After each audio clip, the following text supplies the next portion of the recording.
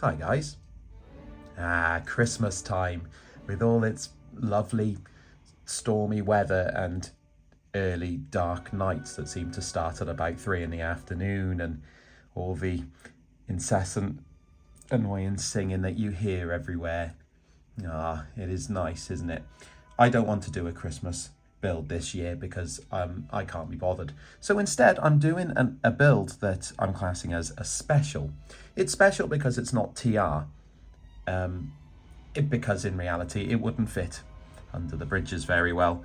What I've got here is something that I've wanted to build for quite a while, and in fact I've had it here for quite a while, gathering pieces and sort of waiting for the right time to build it. So I present you the NGG16 Beyer-garratt, which is in 3 bits. So that falls off. If you can hear in the background, we're filming in the middle of the storm, which is nice because we get hit full on because we're on the side of a valley. So you might hear the howling in the background. Put it down to atmosphere, if you will. I won't. So what this has come from a chap called Michael Tucker, who is a lad who, I think this is really the only thing that he's actually really designed himself, but it's quite well known now. And the Garratt itself is a very popular engine, South African, but you see them on the Welsh Highland. They're extremely big. I can hear children moving in the background because I've started to film this live instead of recording the audio after, just because I don't have the time, so that will get interrupted at some point. Anyway, this engine, it seems to be extremely well detailed. All the pipework and everything's on the side. You'll notice maybe that the cab hasn't got any detail. Fear not. I feared a little bit, and then I found a packet which I'd actually knocked to the side when I opened it and I didn't find it. Includes a full back cab there for it. Also has like cylinders and little tiny bits like couplers and a roof, which actually needs a little bit of work to make it fit, because I see the resin's just sort of filled in bits like that, which I don't think is intentional. But that's okay, it's resin, that's what happens.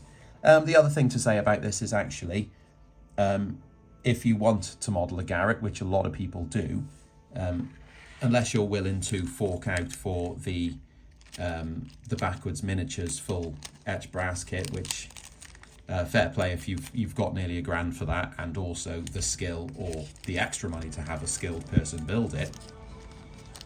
I don't want to do that, and I don't think I ever will. This is a good alternative. Okay, it's not brilliant. You can see obviously on the sides of the tank and things like the boiler. It's the same as any other resin kit that I build here. It's not exclusive to this, but you do have step in. I think that will be fairly subtle when it's sort of finished off and painted. But on the whole, really good. To give you an idea of how big these things are, this is number 4 on the talyllyn here, and Thomas next to it. Keep in mind these are the same scale. They're both 4mm, so both 009. So that little chap would drive that little chap, and it would all be to scale. If you really want to go slightly further, then here's a little Clayton here. Again, same scale. It's quite impressive, really, isn't it? It shows how varied the narrow gauge railways are, which I like. Anyway, that's not all I've got, because this actually requires a fair amount of kit to go with it to build. That's just the body that came from Michael there. He kindly provided it for me, which is great because I have to fork out for these as well. There's 2 of these. These are actually the chassis that it will run on. These are class 08s. I think these are DCC ones actually I picked up because I decided I was going to do sound, and then decided I wasn't going to do sound. But you need 2 of those obviously because it's an articulated engine, so you've got bogies front and back. So 2 of those. What else have I got? I've got what he does give you is quite a comprehensive list of the extras you need to actually build this thing. A company, and I will link everything in the description, RTmodels produce nice little detailing bits like coupling rods and things like this. There's two types for this engine, and actually I've gone for the slightly simpler one because I'm not a chassis builder, so to have a fighting chance of getting this thing actually running, I thought I'll go for the slightly easier version. You got keeper plates there. I bought these because they're on the list, but in reality you could probably modify the ones that are on it. I've seen that being done as well. Going on from there, I've got the Welsh Highland Railway decals to go on the back there, which came from Endon, which most of my decals come from now. Then I got these, which this does show how far forward I was planning this one, from Light Railway Store. So these are all the etch plates. You're probably aware of how long it does take to get stuff from them well, not at the moment, just always. The reason for that is that they have to fill like a full sheet of brass. So if you've just missed the last one, you'll be waiting a while for the next one. I assume that's how that works, or at least that's what I tell myself to make myself feel better. And finally, I've got a crew. I went for the double fairly crew, just for the outfit really, just to see if they're wearing something similar. I haven't tried them, obviously. They actually turned up this morning because I forgot about them. And forgetfulness is really quite a strong theme that I go for here on the channel, which you've probably picked up on. I picked up on it and then forgot about it, so there you go, full circle. So I'm hoping these should fit. If not, I'll put them inside the cab because there's plenty of room in there. Actually, I thought that was the back is open. Oh, there we go. You can just take the roof off. Yeah, they'll fit in there all right, so that'll be really good. But yeah, I think this will be a really good build. It's going to take a couple of videos to get it done. My friend James Hilton, who, if you're not familiar with him, is an incredible engine, well, rolling stock and layout builder, who does commission work and things. You've seen him on the channel because we did a random little sort of live stream together, which is nice and awkward. But that's what we are, awkward as trained people, aren't we? Can't hide from that. Embrace it. So this, what was I going to say about him? Oh yeah, James. He's literally, funny enough, built this same thing for one of his customers, I believe, this last couple of weeks, and even said himself like it took quite a while to get everything done, the lining and everything. So you'll probably see about 30 seconds of it. I'll probably spend about 7 days doing it non-stop. So, you know, that'll be fun for me and fun for you because you have to sit and watch the whole thing. This, I think in this video, I just want to get it up and running. So I've got the chassis, which I believe he gives you a nice sort of detailed rundown of how to do things in the instructions. That's what they're called. I forget because I usually throw them away, but I will follow them to get these running. Can't be that hard. I imagine they sort of just slot on, but I also want to link them together just to get the pickups going overall. 12 wheels, that is. 6 on 12 wheels, there we go. Maths is that's my maths done. So yeah, I think we should get down to it. Okay, so what I've done as a first port of call here is remove the body and any sort of unnecessary parts like the foot plate, the chassis, and all the little details that break off when you're doing things like that, like steps. The chassis should, I think that's as far as I need to go. And then I have got the keeper plate off because I was going to swap it for the ones that I bought from RTmodels at the bottom, but then I decided you don't need to. You can just chop bits off that you don't need. This will then fit inside here, like that, of some sort. So I'll stick the, I'll not stick it, I'll screw the keeper plate back on, and then I'll start looking at removing pins to start putting the brass coupling rods and things on. Although I don't think I need to take any of this off, so we'll see. Okay, so that's the chassis back together with the keeper plate, the original keeper plate, on for now. I'm going to keep it on until I see it become a problem, and then I'll change it for the replacement because I'm not really sure what it's meant to do. The first port of call here is going to be the cylinders here. So it does say that, I mean, you could just glue them on where it is, but actually the best way to do it is put the chassis in situ here, which should go, is it that way? No, it's not, it's that way. like that. So there we go. So what that allows you to do now is position the cylinders correctly here, which are going to be there somewhere, but obviously there's a bit of wiggle room there, so you want to make sure they're somewhere centered so it looks you know, like someone professional has built it. Just gonna do a little bit of glue there, bit of glue and a bit of glue, something like that. That is now glue. So when I put them on the right way, and you can tell the right way because you've got room for the slide bar there, let's stick that in place there. Check the other side, somewhere there, something like that. Let that dry, and it's nearly done. Oh no, wait, there's everything else to do yet. This actually, I was talking to James Hilton about it, and he said this was actually quite a monstrous build to do when he did his the other day. So that's why I've done this at Christmas, because I've only got a couple of weeks left at work before I've got some time off, and then I'll be able to hopefully do it. Not sure how sober I'll be doing it, so the liner might be off and things like that, but there we go. It will be fun for us, won't it? So there we go. So that's the one. The next thing to do is going to get the extra pieces, which are here. So we've got this one here and this one here. These are replacement coupling rods for there, but I'm not 100% sure why you need them.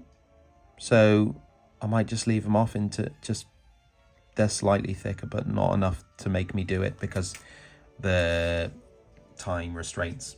So I'm going to do these instead. And there's another missing pack. Oh no, here they are. You got a slide bar and stuff like that. So this is what I'm going to do, and I will do that now. Right, I've cut everything out. There's not really anything else to do, and if you're going to be like a cheap knockoff chassis builder like I am, you don't even need to solder. All you need to do is bend these along their lines, which have been like half etched. See, I've screwed that up. These will then slide into here, somewhere in there, like that. The best way to attempt attempt these, if you want to be pessimistic like I am, is to start on this end with the cylinders, not that end. So I need to correct one of these, which is that one. Now these have got a little hole in them to take a little pin, but they are not even etched all the way through, so I'm just going to drill those out with a drill piece on my pin drill. It's about I think it's a 0.4 mil, if not a little bigger, because I never trust that they're going to be smooth enough, so this might be a 0.5 little hole. And the pins that you get with the kit, there we go, and then that'll be nice and loose there, so it'll be able to spin round nicely with little friction. This can then get bent down. It says it goes at a 90 degrees. A 90 degree. Is that 90? That's about 90. And what they will do is they don't connect up to anything or lock on, but what they do is once they're in, they'll just slide over that one that you've got there, like that. See? Bulletproof. So that is then going to connect to the rod below it that will connect to the rear wheels, and I am going to be careful to pick the right one, this one. So what I'm going to do is I'm going to stick a pin through them and just give it a bit of glue on the back, and it'll hold it on nicely. That's like the cheat version, because I'm not very good with soldering little parts, and also I don't actually know where my soldering iron is. I also don't know where my DCC system is, which in that time I just paused it. I did have a little look for, because I wanted to check these, because it made an awful lot of sense to check these work. before I did anything. And obviously I haven't done that. It'll be fine, won't it? Right, so what I've done, as I've said there, I have popped a pin that I've cut to a random size, and I'm just going to give it a blob of super glue on the back, or super gel actually, which I don't like using, but it's really good for stuff like this. And what that's going to do, take some off. What that's going to do is it'll set the pin to this bit, not that bit. Doesn't really matter too much how much gets on there, it just needs to make sure that top bit is freely moving, which it looks like it is. So that's okay, that can go on. Whilst that's drying, that glue, I will try and pull this pin out because I'm not sure. I'm assuming they're just a push fit as opposed to a screw on.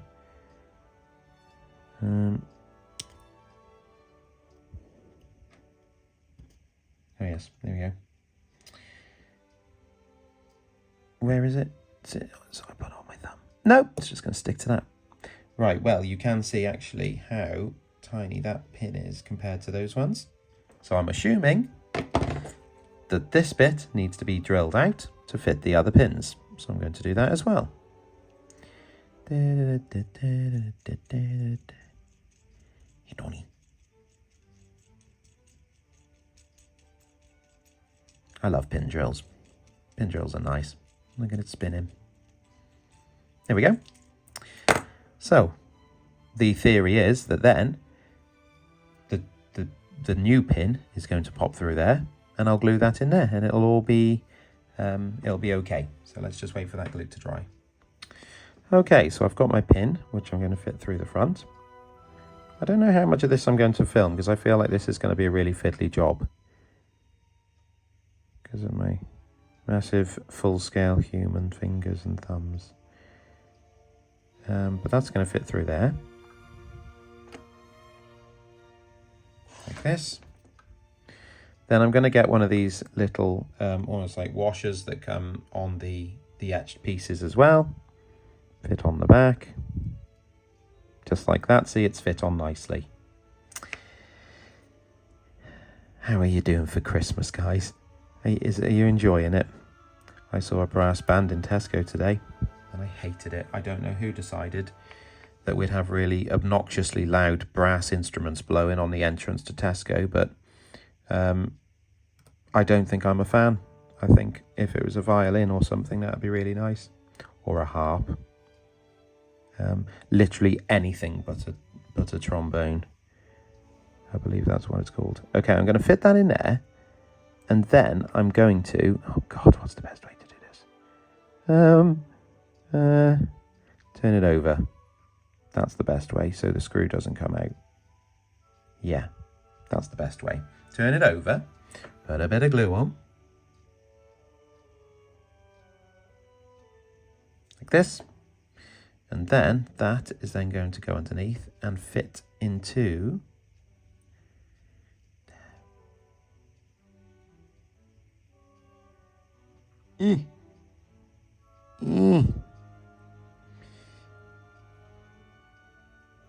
I assume you like, there we go, like listening to me talk when I'm doing this, but actually this is quite fiddly, so there we go. There we go.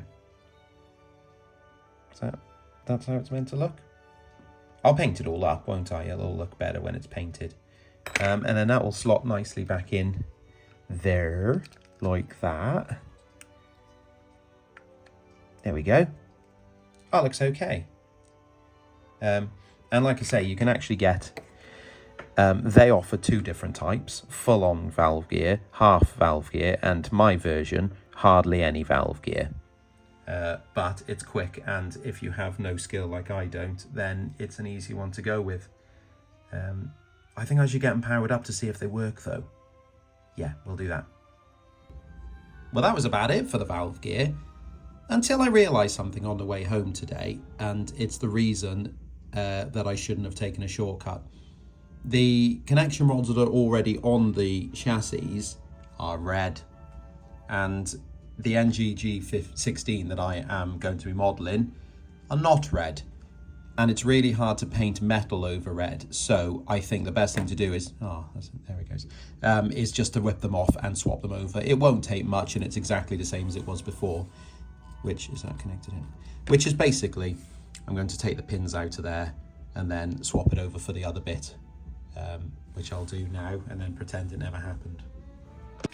Okay, showing you the comparison now. That's obviously with the original parts in the red there, and this is with the modified brass pieces put on for the connection rods.